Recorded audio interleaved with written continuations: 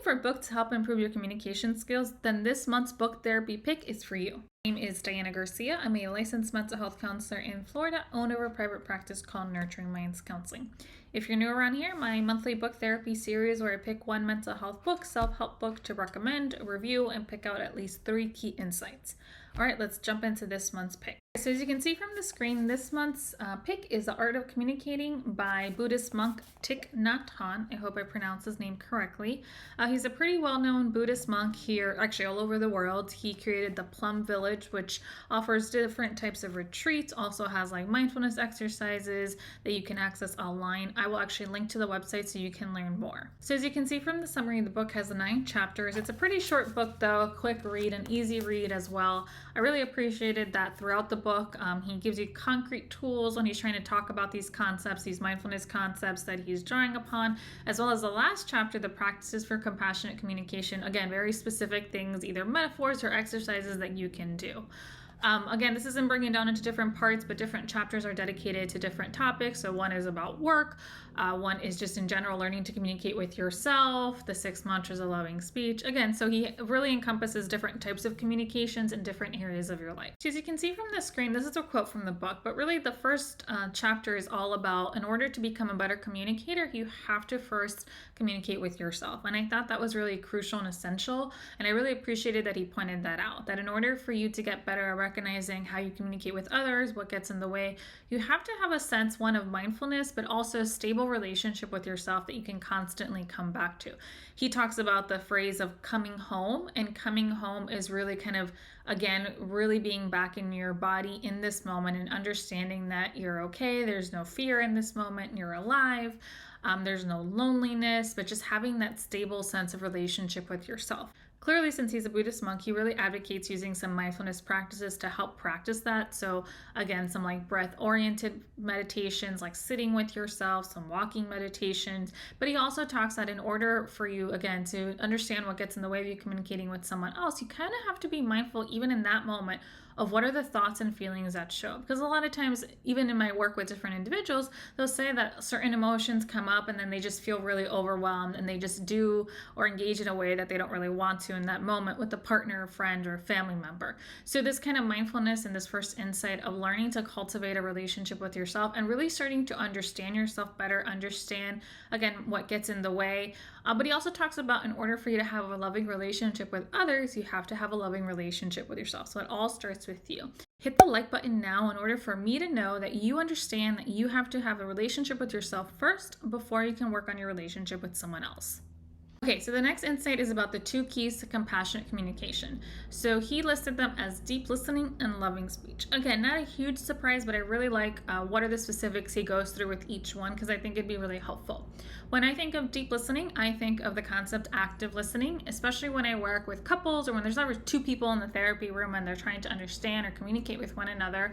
A lot of times I'll talk about that we don't really do a good job of active listening or being the listener. A lot of times when we're listening to someone, we're either just trying to like wait until it's our turn to like dispute or debate or get our piece across. We're really not trying to listen with the intention to understand, right? So really tuning in and understand like what this person's trying to say to you, what are the feelings that they're trying to convey to you, what's the message that they want you to understand. And so again, he talks about this deep listening, listening with the intent to help each other, staying out of judgment, really getting clear, like this mantra that he says, I'm listening to this person with only one purpose, to give this person a chance to suffer less. And I really think that's a shift in how you approach communication and any type of conversation if you approach it from that lens. And I know that can be really difficult, especially if you're listening to a partner or a loved one express something about yourself. It's hard for you not to get defensive or for your ego to get hurt. But if you can really lean in this moment, and this other question he talks about is, do I understand you enough? So when you're the listener, really getting to the point and asking, when you reflected back what you think your partner or this person that you're having a conversation is saying, it's, does that make sense? Do I understand you enough? Or if not, is there a piece that's missing? The second part is loving speech. So when you're the speaker, really being mindful as you're speaking to someone and skillful as you take the role of the speaker, which again, when we're in a conversation with someone, I think a lot of times we don't. We just go on autopilot and we really aren't thoughtful or planned. And sometimes we do, especially if we know it's an important conversation.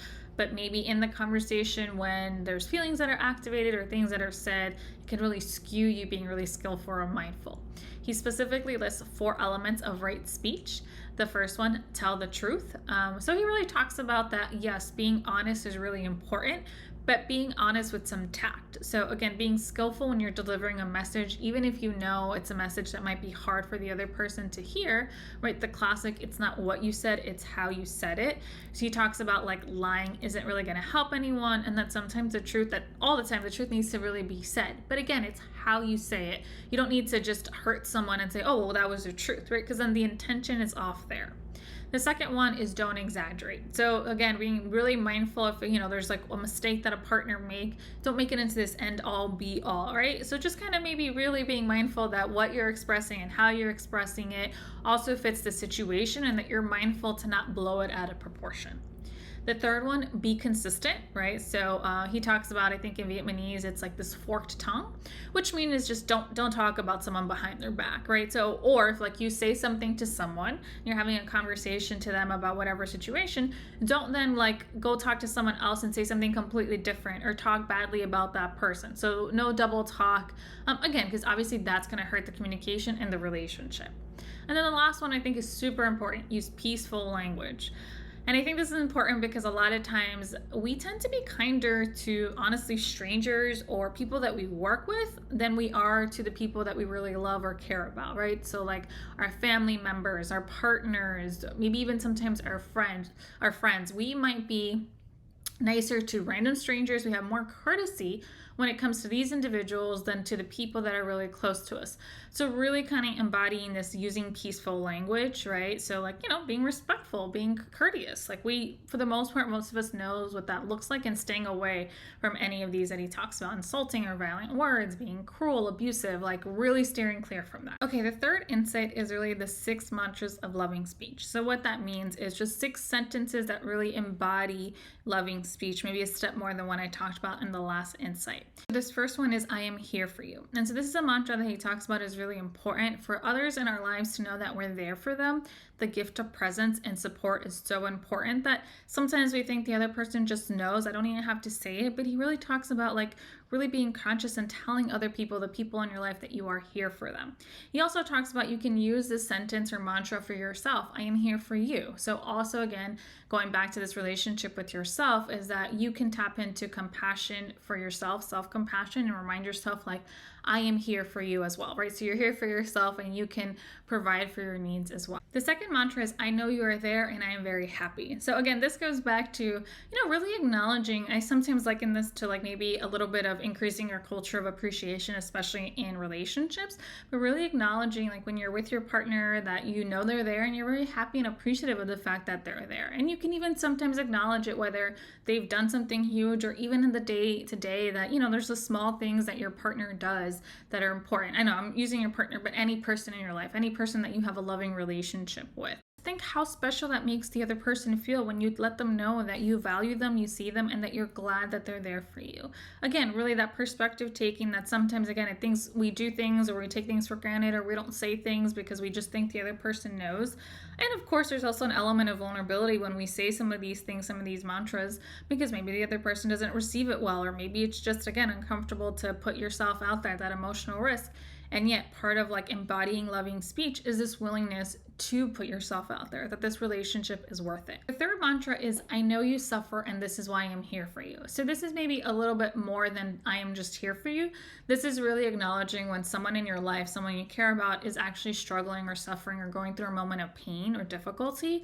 It's that you really clearly let them know in that moment that you are here for them, and not only let them know, but really follow that up, that like genuinely trying to be there for them. Because I think sometimes if someone we care about is going through something difficult, and maybe we don't know what to say, we don't know what the right things are to say, it feels uncomfortable, that sometimes it's easier not to be there, right? To be a little bit MIA. I see this a lot when someone goes through a loss and grief, that the people in their lives, like maybe after, the initial, ceremony or funeral or whatever that looks like, that people really stop being there for them, or they don't really check in with this person as much because, again, it feels uncomfortable or awkward, or they just don't know what to say. And so this piece of telling someone that in your life who's struggling, I know you suffer and this is why I'm here for you, and following that up, I think, with some action and truly being open and willing to be there for this other person. The fourth mantra is, again, a little bit of the inverse, but I suffer, please help. So this also talks about being willing to ask for support and help, which I know is really difficult for some people, myself included. I'm not gonna lie sometimes, but that this willingness, again, to be vulnerable and say, like, when you're having a hard time, when you're having a difficulty, to really ask for support, and hopefully that this other person will be available for you, but not having to just deal with it on your own, or just sulk, or just feel really lonely that no one else really understands, or maybe your pride or ego gets in the way of asking for help. I really like that he also talks about, even if the person that you're reaching out to, maybe you've had a disagreement and you think they're the reason you're suffering, it's also being able to say, please help, I'm suffering, again, and embodying the sense of trying to figure out what happened. He talks about in like his Plum Village that anyone who's going through this, maybe a disagreement or discord with someone, the person who's suffering has 24 hours to suffer or sulk or whatnot, but then they have to embody the fourth mantra and go to this person and address it, which I thought that was really cool. So it's like, okay, you have 24 hours to sit on it, stew on it, process it, whatever that looks like for you, but then in 24 hours, you have to go address it with this person.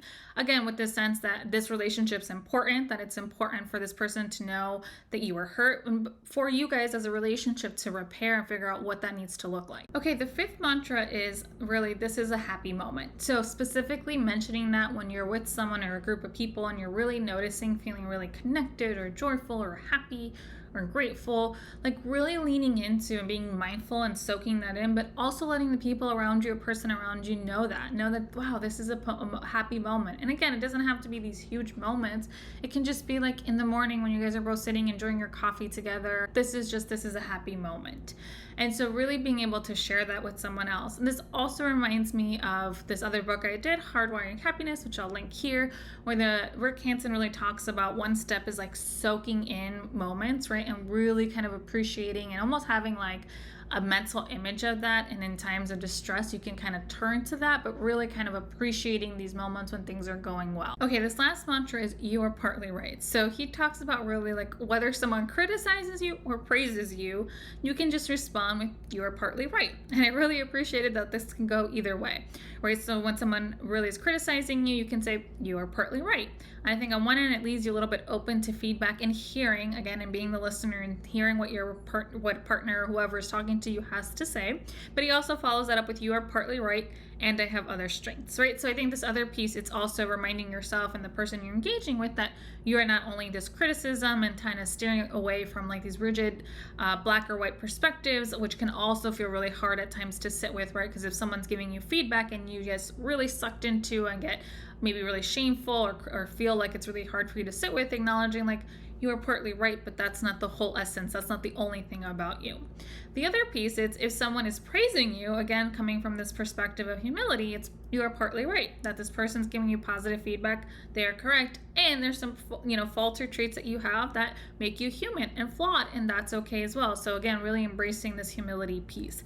I really liked it more so like with, you are partly right, it's this openness when you're having a conversation with someone and being willing to acknowledge, because I think sometimes it's hard when we've done something wrong or take accountability, or when someone's trying to tell us something difficult, acknowledging that you are partly right and having this air, again, of openness to being able to listen. In the comments below, 1, 2, 3, 4, 5, 6, which mantra really resonated with you? Let me know in the comments below which one is the one that you really are going to start to practice. So I hope this book is helpful for you. Again, like I said, it's a quick, easy read, but there's a lot of tools in here that I think are really helpful. And even if it's just really a mindset shift of how you approach communicating with others, and acknowledging that communication is a skill and it does take work, especially in our most important relationships, right? I get couples all the time who are struggling with communicating, and really a lot of times we were never taught the skills of communicating, and it's something that we have to learn, and we also have to learn how to regulate our emotions when they get in the way. So I encourage you to pick up this book. Let me know your thoughts if you do read it, and of course, if this is something that you're struggling with and you're looking for help and you're in Florida, by all means reach out, schedule a consult. And if not, I encourage you to continue nurturing your mind, body, and soul, whatever that looks like for you guys. Thanks.